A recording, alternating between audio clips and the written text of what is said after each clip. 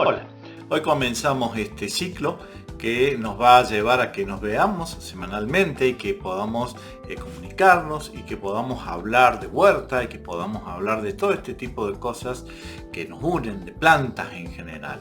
Ahora vamos a iniciar con la huerta, pero después vienen cómo podar, los rosales, los frutales, todas temáticas que creo que a ustedes les van a interesar mucho relacionadas al jardín, cómo mantener el césped, cuáles son las plantas que aguantan el cloro de la pileta, cuáles no, miles de cosas que yo sé que ustedes, cómo controlar insectos, que a ustedes les interesa. Y vamos a intentar trabajarlo de tal forma de que vayamos con las estaciones del año y cuando llegue Navidad y hablaremos de cómo plantar un pino navideño que viva y que no se nos muera como se nos muere habitualmente, por qué se mueren los pinos navideños y por qué se mueren. Bueno, todo este tipo de cosas las vamos a hablar en este ciclo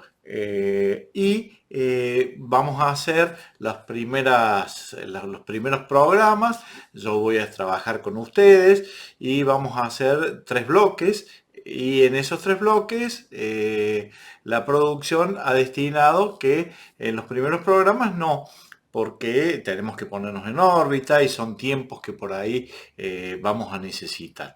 Pero ya quizás después del segundo programa va a haber un bloque exclusivo para ustedes, sí, para ustedes, para que ustedes desde sus hogares nos puedan escribir, vamos a ponerles aquí abajo la dirección y bajo esa dirección nos van a escribir sus consultas y yo se las voy a responder en un bloque completo.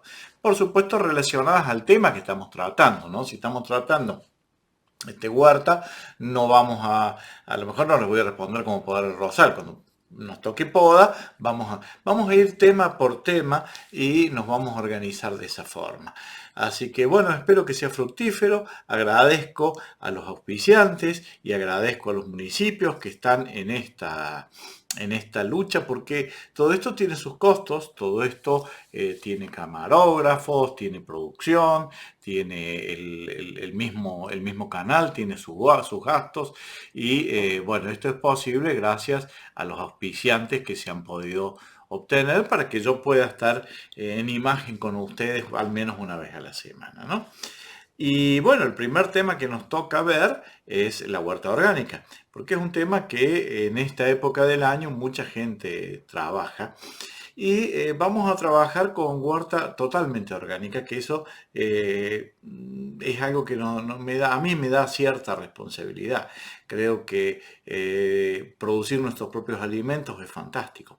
Pero durante muchos años trajimos aquella teoría de que los productos químicos había que utilizarlos. Sí, hay que utilizarlos, pero hay que utilizarlos con un cierto criterio y es muy difícil manejarlos, esos productos químicos, muy difícil manejarlos sin generar errores.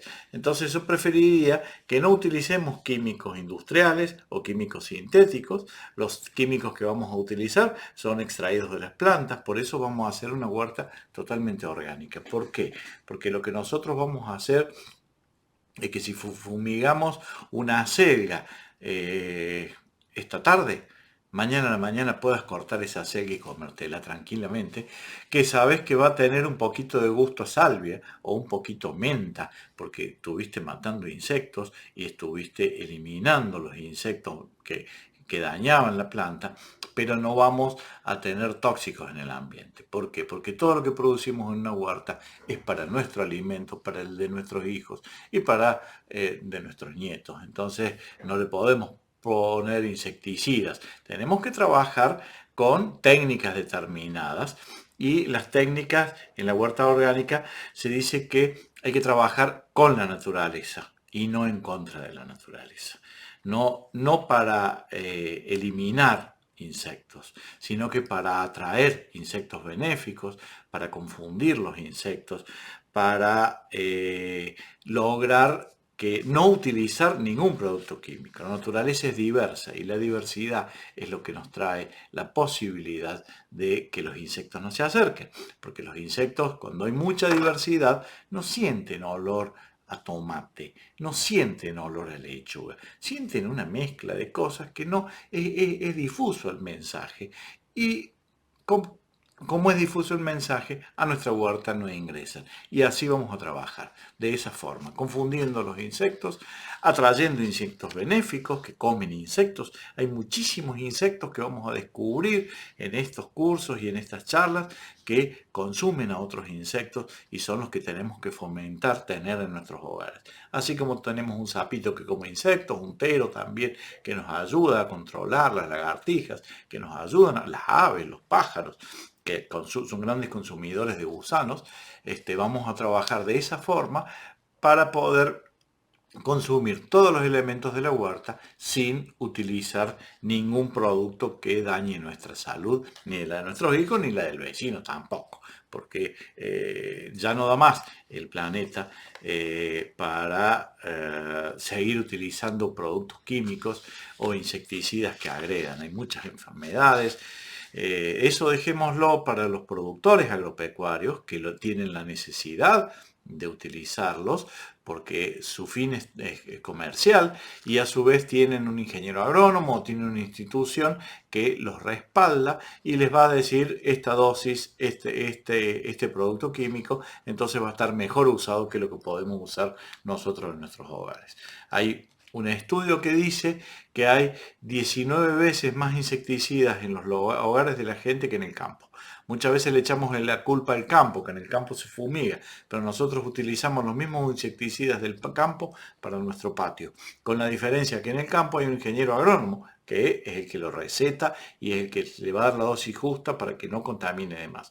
En nuestro patio, echarle un chorrito, una gotita, no. Nosotros vamos a trabajar orgánicamente. No vamos a utilizar ninguno de esos productos. Si lo hacemos bien, vamos a confundir los insectos, vamos a confundir los hongos y no vamos a utilizar ninguno de estos tipos de productos. A lo sumo, utilizaremos menta, salvia, ruda, romero, ese tipo de productos que no son nocivos para la salud y que confunden a los insectos o les generan que se vayan a otro lugar y no estén en nuestra huerta. Otra de las particularidades que tiene la huerta orgánica es que nosotros regamos como se riega en la naturaleza. Tenemos que trabajar con la naturaleza y no en contra de la naturaleza. ¿Y por qué? Porque en la naturaleza llueve, el agua cae de arriba. Habitualmente el agua no se riega, no viene por surcos, viene por un río, por un arroyo, por una acequia. Pero esto de regar por surcos es un invento del hombre para eficientizar. Pero yo en una huerta orgánica, si yo tengo en la punta del surco una planta que tiene hongos de raíz y el agua va atravesando las raíces del resto, me va a llevar el hongo a todo el resto. Entonces es muy importante que utilicemos las técnicas que no difundan esto. Entonces, en un surco, si yo riego por surco, tengo hasta los insectos viajan desde una planta hacia la otra por el agua y se van distribuyendo a lo largo del cantero. Entonces nosotros vamos a regar distinto, vamos a regar como se riega en la naturaleza, con lluvia. Con una lluvia, con manguera, y si no con una regadera, y si no con un tarro que le hacemos agujeros con clavo abajo, lo llenamos y regamos. Porque esto lo que va a hacer es que no se multipliquen las plagas y ya lo vamos a ver en su momento. Tenemos que imitar la naturaleza en lo máximo posible, ¿no? Se le debe devolver al suelo tanto como que se le ha quitado. Si nosotros tenemos cosechas que vamos a comer kilos de lechugas, de repollo, de rabanitos, de remolacha, de zanahoria, de zapallo, todos esos kilos ¿de dónde salieron? Del suelo. Entonces tenemos que devolvérselo al suelo, pero no con un fertilizante químico.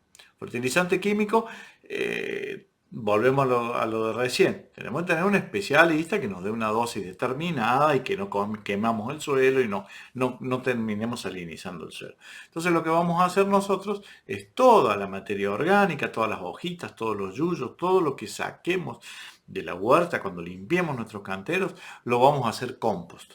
Vamos a hacer una compostera, yo les voy a dar la técnica de cómo hacer esa compostera y cómo reciclar nuestros propios desechos. Y no solo que vamos a reciclar todos los yuyos del jardín, las malezas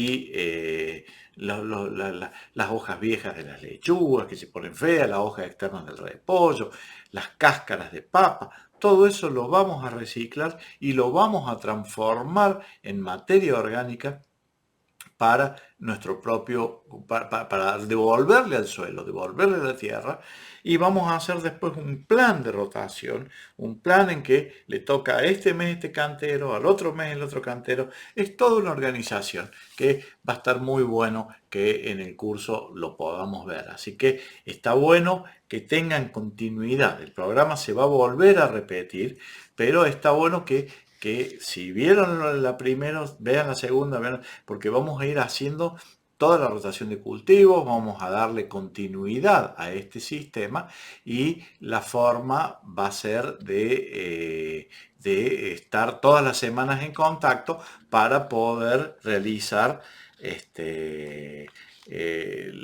la continuidad de esto. Otro de los conceptos que vamos a tener es que se debe alimentar la tierra, el suelo se debe alimentar y no la planta. ¿Por qué? Porque el suelo es un organismo vivo. El suelo, si nosotros lo consideramos como algo totalmente inerte, no nos va a rendir lo que corresponde. El suelo es un organismo vivo. En una cucharadita de café, ¿sí? Esa cucharadita que tienen ahí, que están tomando el café o que están tomando el té, hay 2 millones de seres vivos. ¿Sí? 2 millones.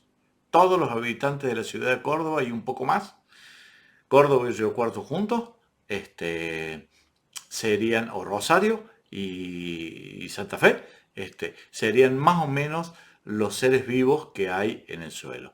Entonces nosotros lo que vamos, y esos seres vivos, ¿qué hacen? Degradan la materia orgánica. Esa hojita que era la cáscara de papa y que era un granito de arena, lo degradan y lo transforman en nitrógeno, fósforo, potasio, magnesio, manganeso, que es lo que necesita en ese momento la planta para alimentarse. Entonces, si nosotros no tenemos esos 2 millones de microorganismos, no tenemos un suelo vivo. En un análisis de suelo, que hay menos de esos microorganismos, se dice, no, ese campo no lo compré porque no sirve, tiene menos de 2 millones de microorganismos por centímetro cúbico. Entonces, esos microorganismos, que en realidad no son todos animales, no se imaginen que son las comicetas, hongos, se van degradando entre sí y van haciendo que esa hoja deje de ser hoja, ese palo deje de ser palo, para hacer nitrógeno, fósforo, potasio, los minerales que la planta necesita para crecer. Y esos 2 millones de microorganismos requieren un tratamiento correcto. Tenemos que darle a esos microorganismos lo que los microorganismos quieren para trabajar, porque ellos son los que van a alimentar la planta. Entonces el concepto en la huerta orgánica es alimentar el suelo y no la planta. Entonces, por ahí vamos a empezar. Lo primero que vamos a hacer cuando hagamos una huerta orgánica es la elección del terreno, elegir el terreno, y el terreno tiene que ser el lugar, en lo posible, lo más asoleado posible. ¿Por qué? Porque el sol cura, decían las abuelas, ¿no? El sol es el que nos va a permitir que tengamos menor cantidad de insectos y nos va a permitir que al tener menor cantidad de insectos vamos a fumigar menos y nos va a permitir que maduren las frutas y que maduren, en el caso de los pimientos, los tomates, el zapallo, el maíz. El sol es el responsable de la maduración y es el responsable de que las plantas de hoja no se llenen de hojas. En el caso de las acelgas, las lechugas, todo ese tipo de plantas no se llenen de hongos. Entonces es muy importante que verifiquemos el lugar en donde va a ir nuestra huerta orgánica.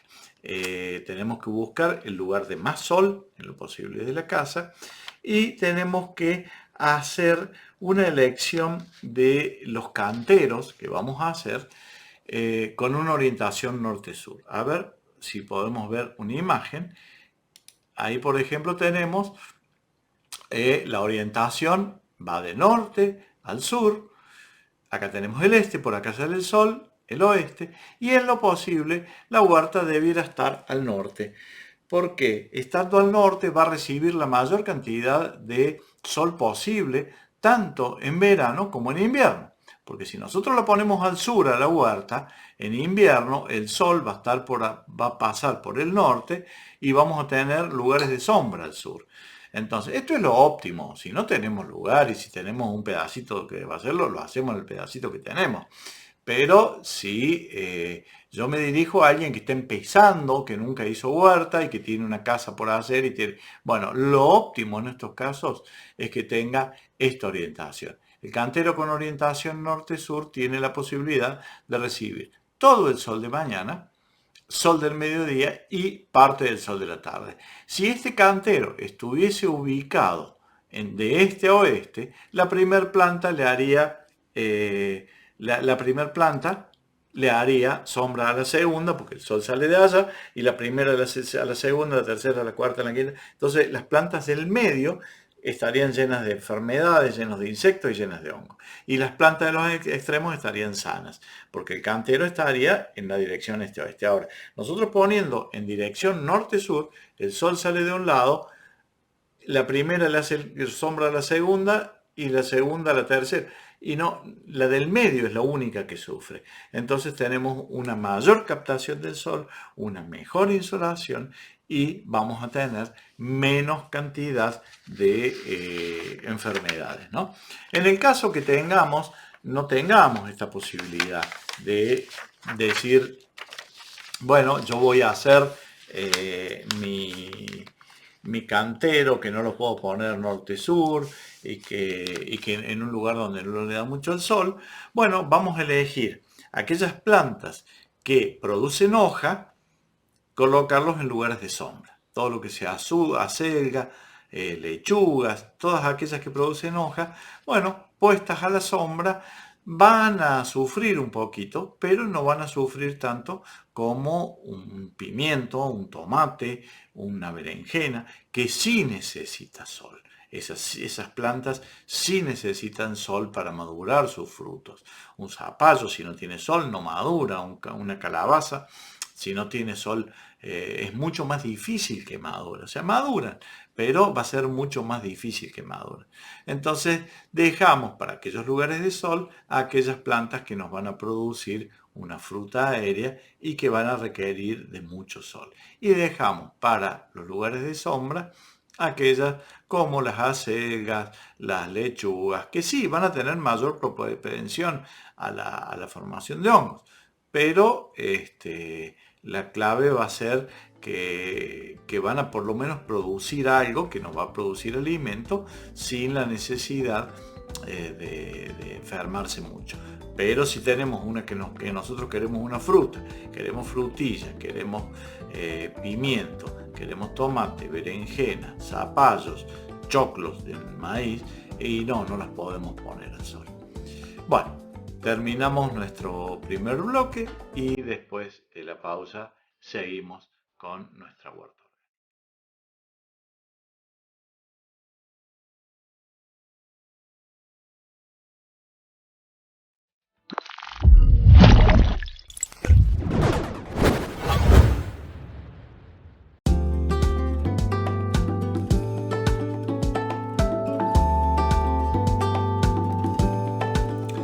Arrancamos este segundo bloque y seguimos con el tema de la huerta orgánica. Habíamos dicho que los terrenos que íbamos a utilizar, el lugar más insolado, que a su vez tenemos que tener una fuente de agua cerca, ¿no? para poder regar.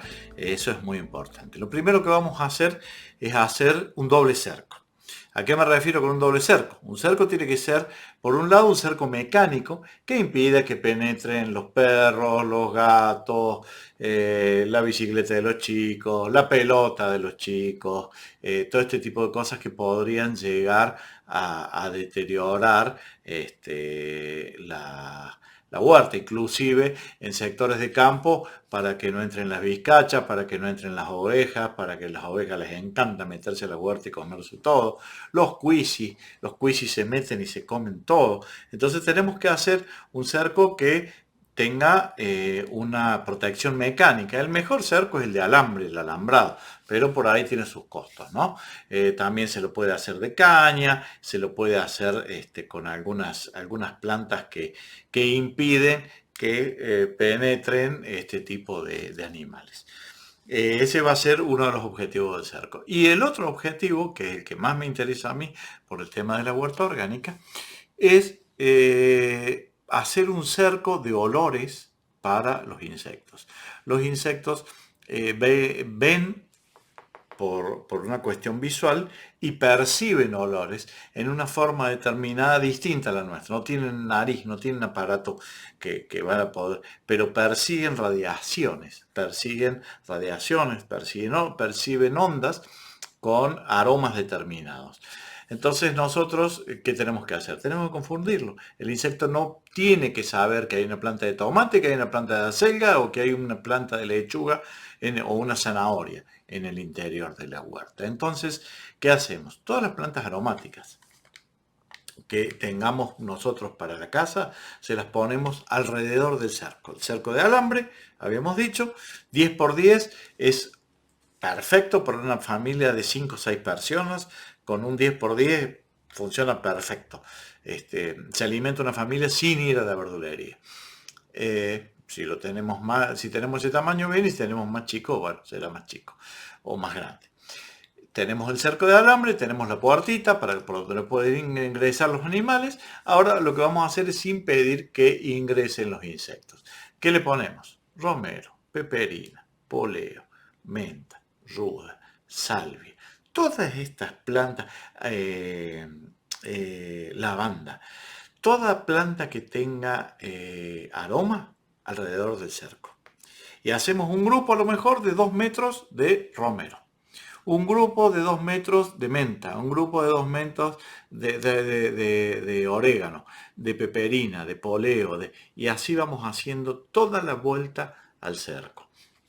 Y va a llegar un punto en que, bueno, vamos a tener que poner a lo mejor plantas que no consumimos, la ruda, por ejemplo. La ruda es una planta que no se come, o que algunos la comen con la caña de pollo con ruda, pero poner mucha ruda no tendría mucho sentido desde el punto de vista alimenticio, pero sí nos va a servir para confundir los insectos. Entonces el insecto percibe que hay un olor a ruda, a menta, un poquito de tomillo, un poquito de romero, un poquito de lechuga, un poquito de tomate. No, se va a donde tiene la imagen concreta. Entonces ahí es donde nuestra huerta no va a tener insectos que penetren. Y a su vez, si los insectos penetran, que atraviesan esta barrera, porque venían volando alto y no percibieron los olores y no se confundieron, inclusive no solo los olores, el romero tiene, si ustedes ven la hojita de romero de cerca, van a descubrir que la hojita de romero tiene un brillo muy particular si la ponen al sol.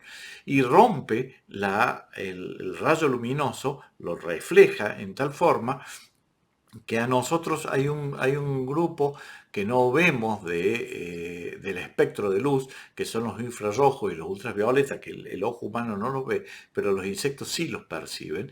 Y esto le genera a los insectos, un cerco de romero, le genera la misma sensación que nos genera a nosotros cuando nos prenden la luz alta, cuando venimos en una ruta y nos prenden la luz alta y no sabemos si es un camión, un colectivo, un Chevrolet, un Ford o un Peugeot que viene de frente, porque la luz alta nos encandila. Bueno, a los insectos de día, el romero les genera esto y los encandila y no les permite ver qué hay del otro lado. Entonces ese insecto no va a ingresar.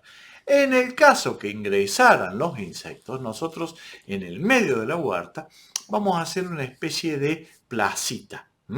Tenemos los canteros y en la parte central de la huerta vamos a hacer un lugar donde va a haber lo que se llaman plantas trampa. Las plantas trampa son plantas que atrapan al insecto. Por ejemplo, si nosotros ponemos ajenjo, el ajenjo es muy de atraer pulgones.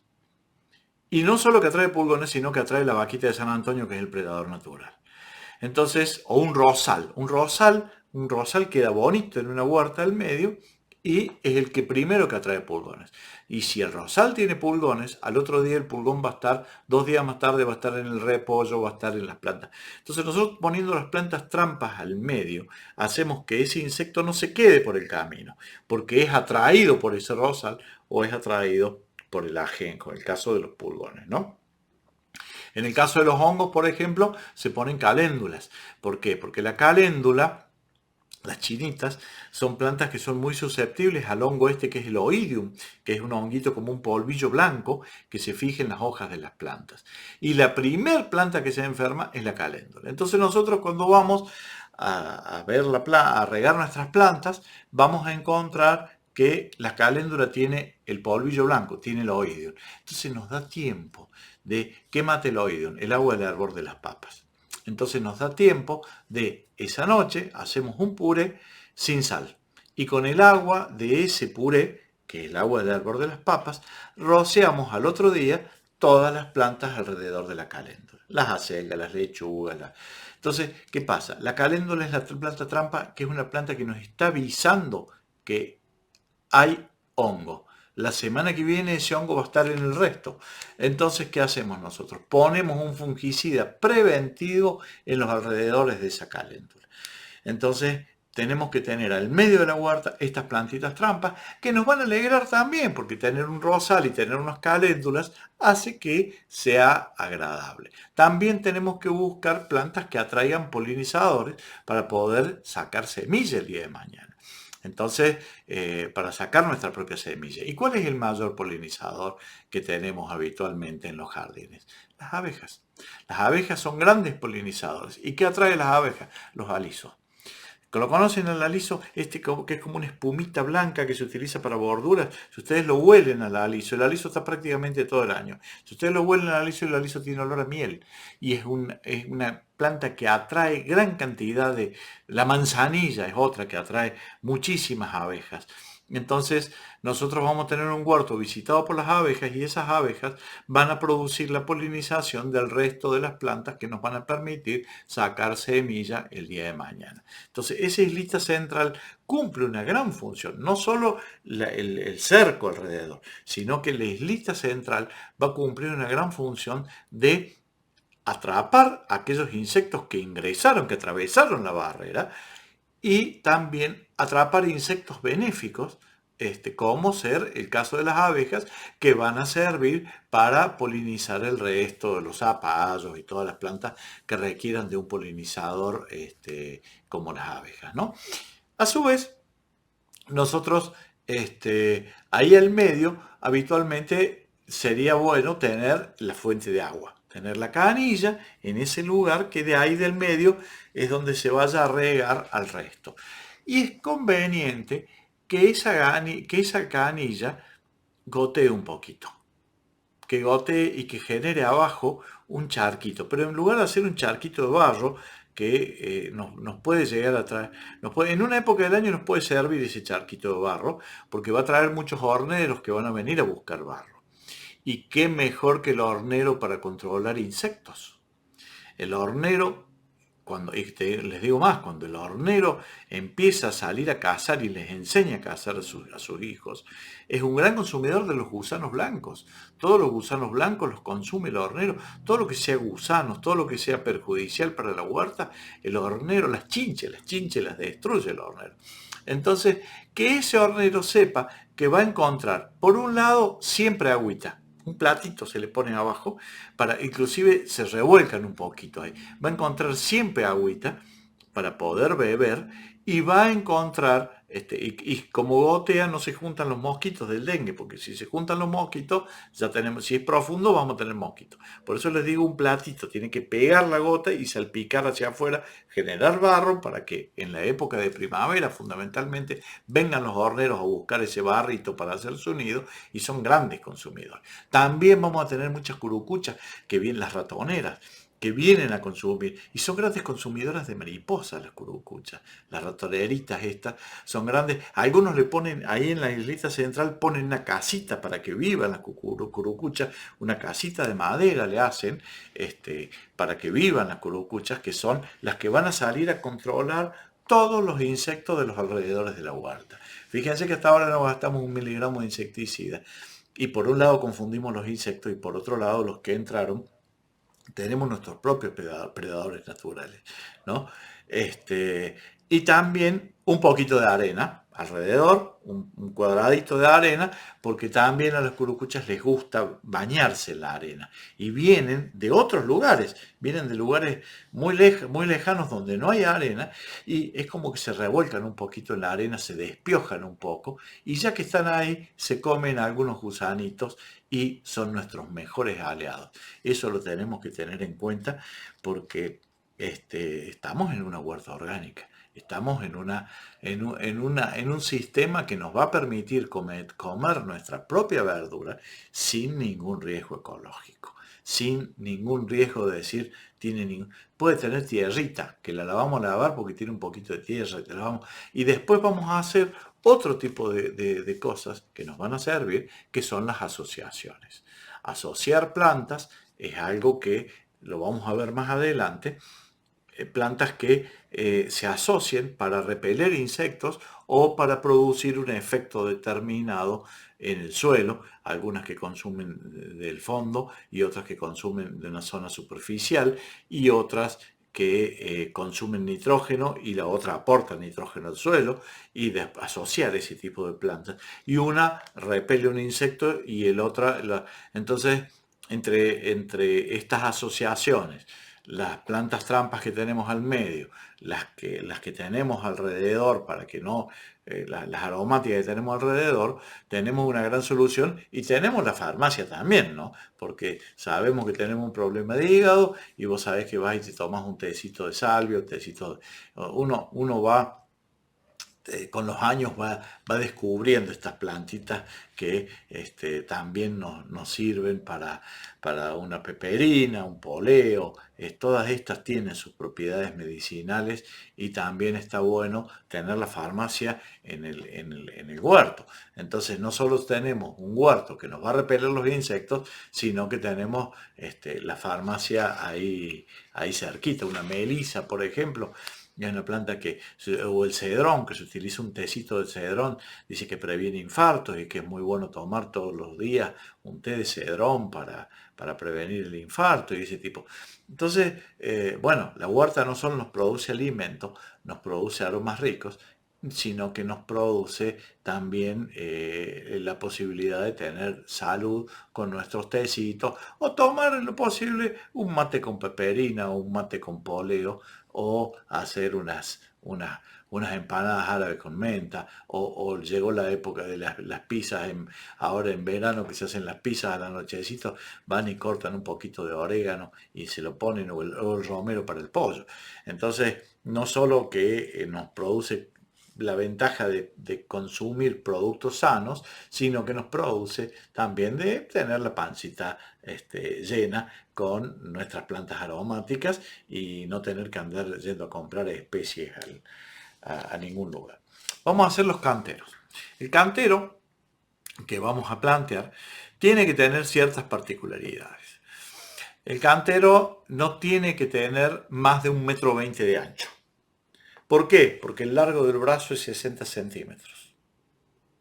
Entonces, si ustedes se ponen de un lado de la huerta, lo tienen a 60 centímetros. Y del otro lado del cantero van a tener 60 centímetros, y la cintura después de los 50 nos agradece de que lo hagamos de 1,20 m. Porque si nos agachamos un poco más, si lo hacemos de 1,80 m, 1,50 m, nos queremos tirar un poco más, nos podemos llegar a caer o nos podemos llegar a lastimar. Si la pueden hacer en altura, mejor todavía. Si pueden hacer un murito de ladrillo o de palos para que la tengamos a 30. Yo mi huerta la tengo a la altura de la cintura. Ya van a ver fotos de mi huerta. Más adelante, cuando vayamos avanzando con el curso, les voy a mostrar algunas filmaciones, ¿no? Mi huerta está a la altura de la cintura, entonces yo tengo todo, y después de los 50 uno siente esas cositas, ¿no? Entonces tiene que ser agradable ir a la huerta, no tiene que ser un dolor de cabeza. Eso con respecto al ancho. Y con respecto al largo, a ver, la bibliografía dice que son entre 6 y 15 metros. No, yo los hago de 3,50.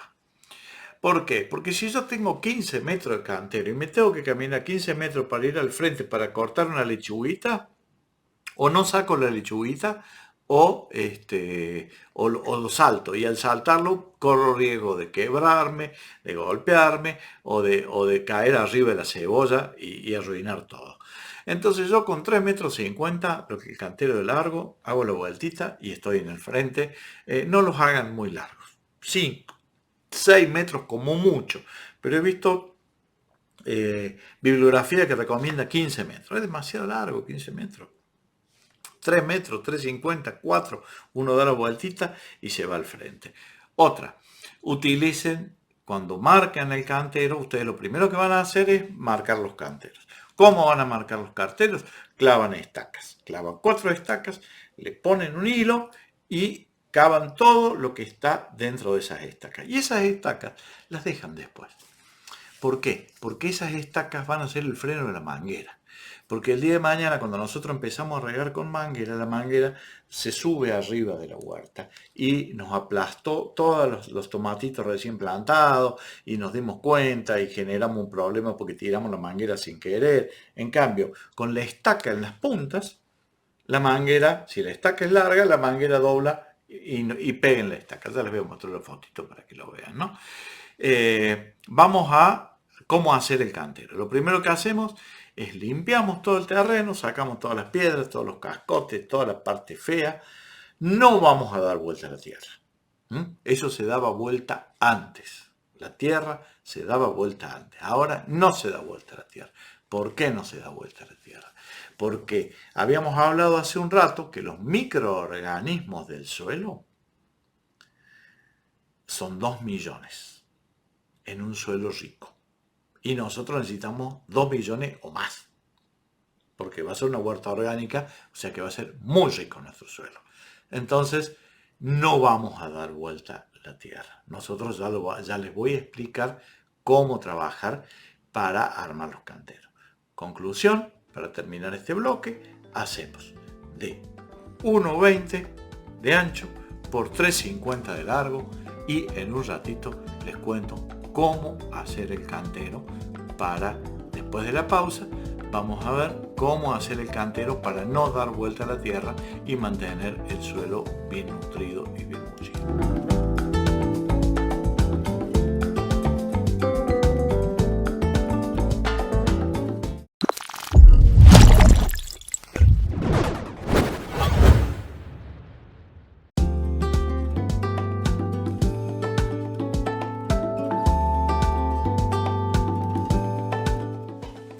Iniciamos el tercer bloque y habíamos quedado en que íbamos a empezar a hacer nuestro cantero sin dar vuelta a la tierra. Eso es muy importante en la huerta orgánica. ¿Por qué?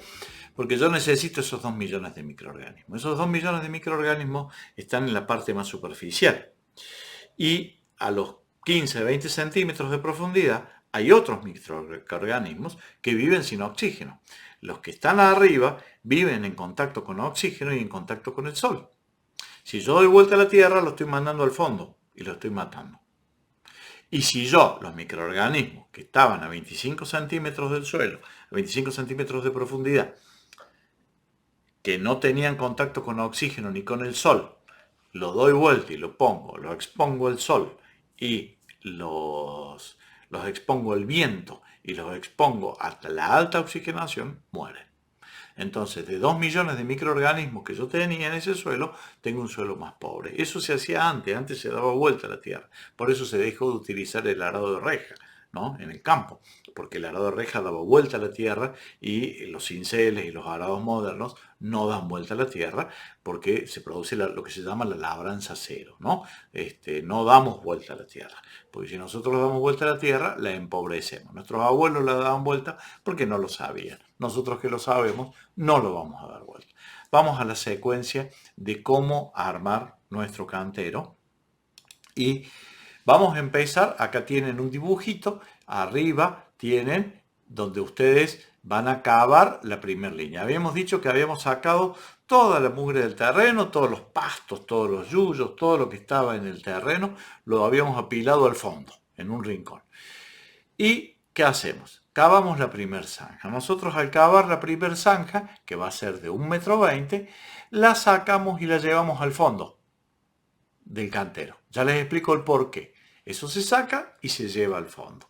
Una vez que nosotros llevamos al fondo, sin dar vuelta el pan de tierra, nos quedó la zanja cavada, venimos con una de estas palas de tridentes o layas, ¿y qué hacemos? Rompemos el fondo, porque hay que romper el fondo porque ese suelo no ha sido trabajado previamente.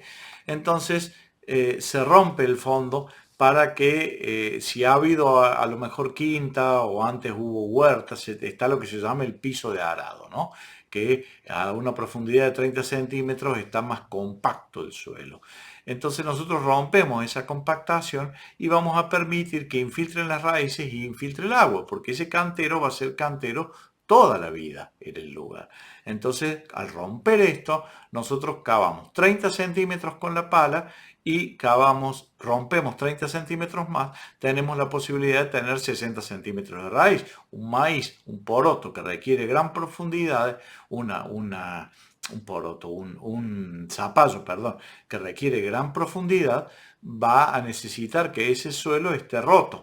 Entonces, a su vez, nosotros cuando reguemos, el agua se va a guardar en profundidad y que el día que las plantas la necesiten, la van a poder encontrar. Entonces, rompemos ese fondo y ¿qué hacemos? Una vez que rompimos el fondo, todas las hojitas, los palitos, todo lo que habíamos, los yuyos que habíamos apilado al fondo, menos la gramilla, porque la gramilla tiende a brotar. Pero todo lo que sea yuyos, las quinas, todos estos yuyos que sacamos del lugar, se los ponemos al fondo. Le ponemos unos 10 centímetros de yuyo y ¿qué hacemos? Cavamos la segunda hilada de 1,20 m y sin dar vuelta el pan de tierra se lo ponemos encima de los yuyos. Entonces nos queda, como está acá en el dibujo, la tierra, las hojas verdes abajo y arriba nuestro pan de tierra. Nos quedó la zanja del costado. Esa zanja que nos quedó al costado, clavamos nuevamente este tridente, rompemos el piso de arado, nos vamos a la punta del cantero y nos traemos materia orgánica, todos los yuyos. Y si no tenemos yuyos, le pedimos al vecino, le pedimos materia orgánica. ¿Por qué? Porque esto es todo materia orgánica que nos va a permitir una gran cantidad de nutrientes, ¿no? Cada uno de estos yuyos, cuando creció, consumió 16 nutrientes del suelo para hacer la hoja, los tallos, las raíces y todo lo que nosotros estamos enterrando acá.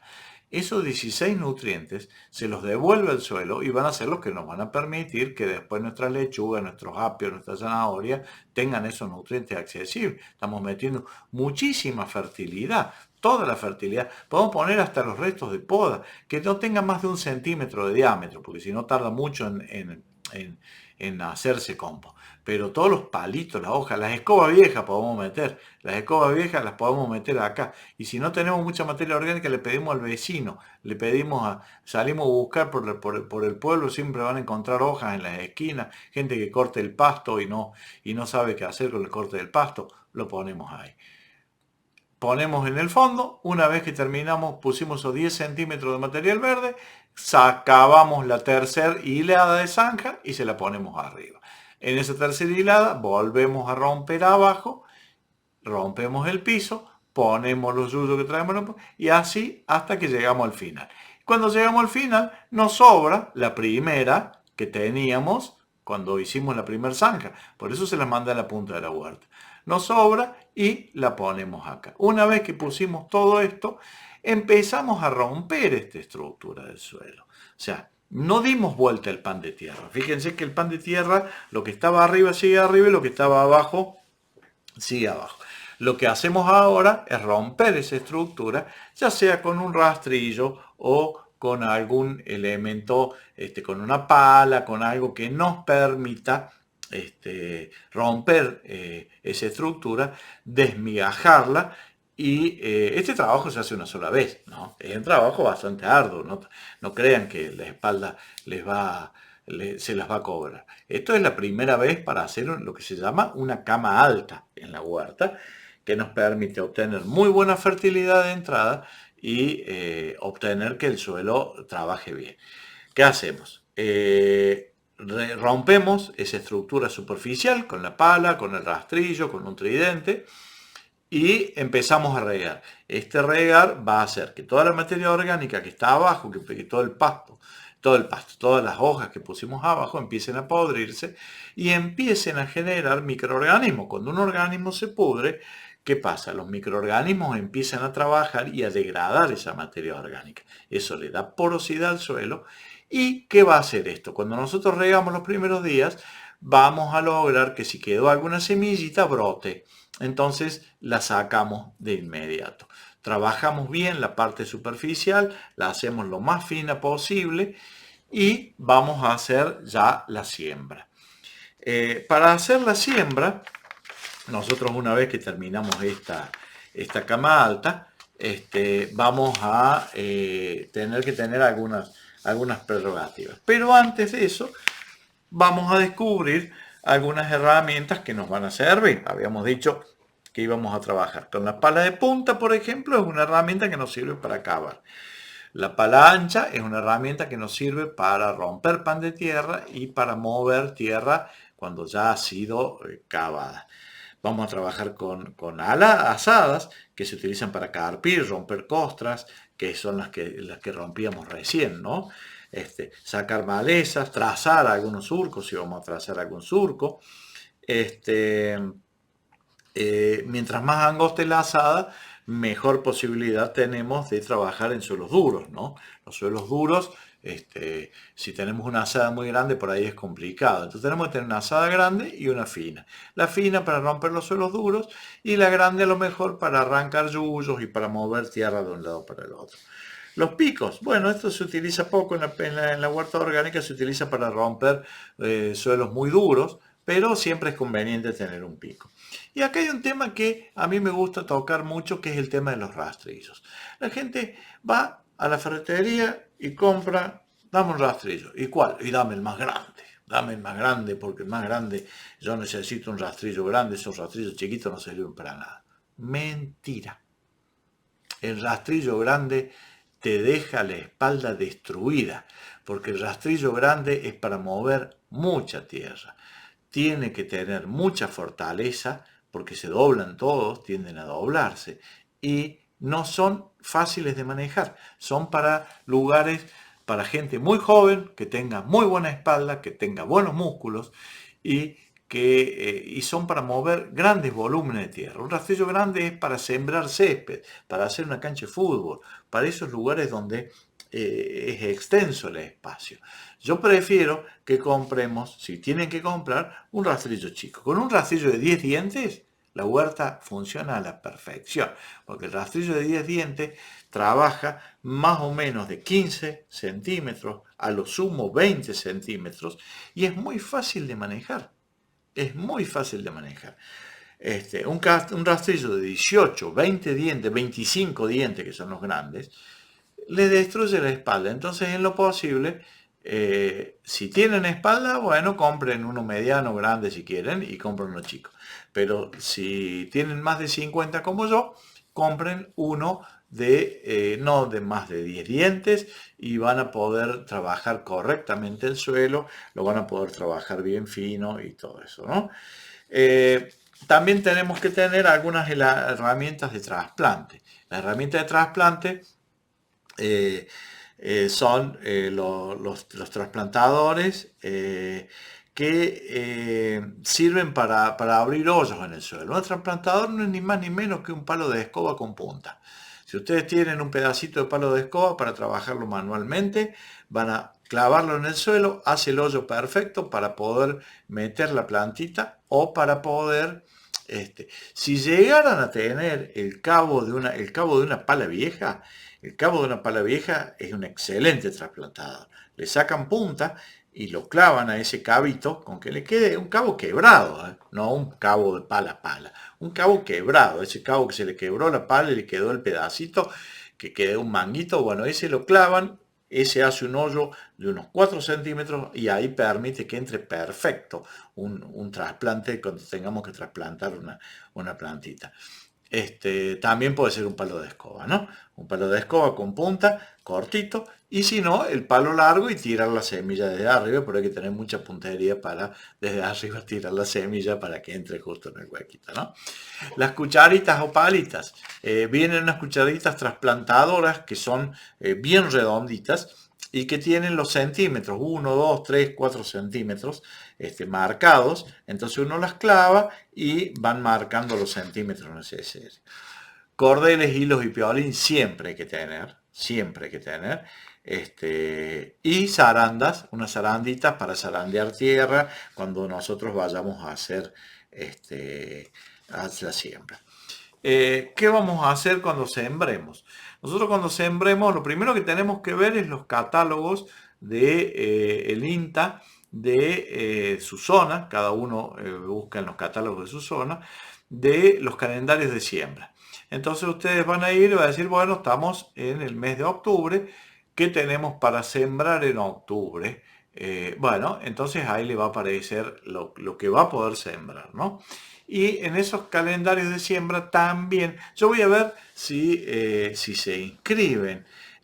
A ver, todos estos calendarios yo se los voy a hacer llegar de alguna forma. Tendrían que, así como hacen las preguntas al canal, tendríamos que buscar la forma de poner acá abajo una dirección de correo electrónico en donde ustedes envíen su correo y yo les envío a ese correo el calendario de siembra, que pueden sembrar según el INTA. Entonces ustedes dicen, bueno, yo voy a sembrar, hago una planificación de lo que voy a sembrar en los canteros. En el cantero número 1 voy a hacer acelga, en el número 2 perejil, en el número 3. Entonces ustedes lo van a ir haciendo. Y después vamos a ver cómo asociarlo a esto. Hay dos tipos de siembra que podemos hacer. Podemos hacer dos clases de siembra y a ver si lo podemos ver aquí en la imagen. Tenemos dos tipos de siembra, la siembra directa y la siembra indirecta. La siembra directa es esa siembra que nosotros hacemos en el cantero. Va directa al cantero, no se trasplanta. Se puede hacer a golpe y en línea. A golpe es como les decía recién. Hacen el hueco con un palo de escoba o con un palito con un palito que ha sido el cabo de una pala, por ejemplo, que tiene más o menos 3 centímetros. Hacen el hueco, colocan el plantín, colocan la semilla, perdón, eso sería a golpe, porque estamos en siembra directa, ¿no? El plantín sería en siembra indirecta. Esto es siembra directa. Va la semilla al fondo, se le hace un hueco al lado, ya les voy a mostrar cómo se le hace un hueco al lado, cuando hacen el hueco al lado, tapa la semilla y queda el huequito para que ingrese el agua. Ese sería a golpe, que es como se hace el maíz, como se hacen los zapallos, como se hacen estas plantas que no resisten el trasplante. Y en línea sería el caso de se hace directamente una línea con una tabla, ustedes le pegan a la tabla un poco arriba con una masa y esa tabla se entierra 3 centímetros en el suelo. Y queda una línea marcada por la tabla y por esa línea ustedes van tirando las semillitas, por ejemplo, de los rabanitos, las remolachas o las zanahorias, ¿no? Van poniendo, que son plantas que no se trasplantan, las van poniendo en línea a una distancia más o menos de lo que dice el catálogo que yo les voy a mandar del calendario de siembra del INTA. Van poniendo y luego tapan y riegan. Esa sería la siembra directa. La siembra indirecta es aquella siembra que se hace para aquellas plantas que resisten el trasplante y que nosotros vamos a tener la posibilidad de ganarle al tiempo. Si uno, por ejemplo, hace tomate en julio, se va a helar. La helada lo va a matar. Entonces nosotros lo vamos a hacer en un almácigo. Y una vez que el tomate tenga 10-15 centímetros, lo pasamos a tierra. Esa sería la siembra indirecta. Y la siembra indirecta la podemos hacer también en línea, poniendo en los almácigos una tabla y lo ponemos bien tupido y después vamos separando esa línea. O al voleo, que se tira la semillita y van haciendo. Para hacer la siembra indirecta, para hacerla al voleo, nosotros podemos hacerla al voleo tirándola y la malla de gallinero es muy útil para estas cosas, porque la malla de gallinero tiene estos hexágonos que nos permiten, en lugar de hacer la siembra al voleo, de tirar la mano, tiramos una semillita al medio de cada una, nos hacemos un marquito de madera con,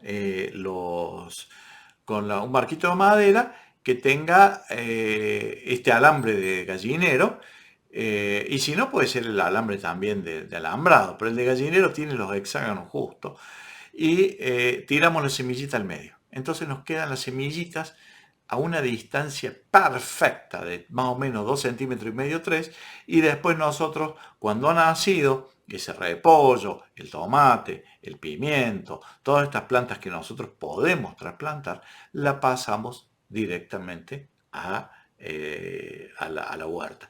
Y esto lo podemos hacer en una cochera, en un lugar que tenga una temperatura controlada, que no tenga heladas, entonces le ganamos 2 o 3 meses al cultivo. La otra es hacerlo más tecnificado, que son estas bandejas que ya vienen con los alvéolos listos, se siembra directamente en las bandejas y después se saca se va sacando de abajo. Estas bandejas tienen la particularidad que son muy útiles, ¿no? Y después hay otro método, que es un método que a mí hace un tiempo me gustó muchísimo, que es el método del tubito de papel higiénico. Estos tubitos donde viene el papel higiénico o donde viene los rollos de cocina cortados al medio, se les hace una cruz abajo y se le hace la base, se lo llena de tierrita y se siembra ahí, y eso nosotros lo podemos tener tranquilamente en la cocina, en un lugar, en la cochera, en un lugar donde no hay heladas, y le ganamos muchísimo al tiempo. Nosotros podemos sembrar en pleno julio tomates que no los va a agarrar la helada y vamos a obtener unos tomates espectaculares. Esto es lo bueno que tiene, que después cuando pasó la época de heladas, esto lo podemos hacer para las heladas, o si no, en pleno enero. En enero no se puede sembrar nada por el sol, diciembre, enero. Pero si nosotros sembramos en estos tubitos, podemos sembrarlo en un lugar de sombra y después lo pasamos en febrero, cuando pasó el riesgo de calor, y lo podemos pasar tranquilamente a tierra. Y este tubito de papel higiénico, lo bueno que tiene, o de papel de cocina, lo bueno que tiene es que se va a degradar bajo tierra. Ese papel, ese cartón, se va a hacer nutriente más y no nos va a generar ningún inconveniente. Y es muy útil porque estamos quitándole a la empresa que nos retira la basura un montón de basura que termina siendo nutrientes para nuestras plantas. Todo ese cartón se degrada después y se hace tierrita espectacular. Acá se puede hacer inclusive plantas que no se trasplantan. Por ejemplo, los rabanitos, las zanahorias. Las zanahorias las pueden hacer tranquilamente en los tubos largos, en estos de papel de cocina. A la zanahoria no va a haber ningún inconveniente en que la puedan hacer, porque este tubo tiene más de 20 centímetros y la raíz de la zanahoria va a llegar a esa profundidad, y después lo enterramos totalmente a este tubo de papel de cocina en el jardín, y podemos después, 3 meses más tarde, se degradó todo el cartón y nos podemos comer unas zanahorias exquisitas y las podemos sembrar en un momento de helada, que es cuando no se siembra la zanahoria. Así que eso sería lo que se denomina siembra indirecta, ¿no? Que sembramos fuera de la huerta y después nosotros lo podemos pasar a nuestro jardín.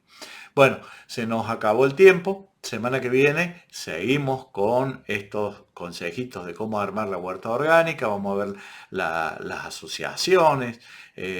Escriban, por favor, que yo necesito tener su dirección lo antes posible. Así yo les puedo enviar el calendario de siembra, y después les voy a mandar material como asociación de cultivos, qué cultivo se asocia mejor con uno o con otro, todas esas tablitas. Yo necesito tener las direcciones de la audiencia para poder enviárselas en un mail todas juntas, y que ustedes puedan ir trabajando a medida que yo voy avanzando en el curso, puedan ir trabajando. Bueno, espero que les haya servido y nos estaremos viendo.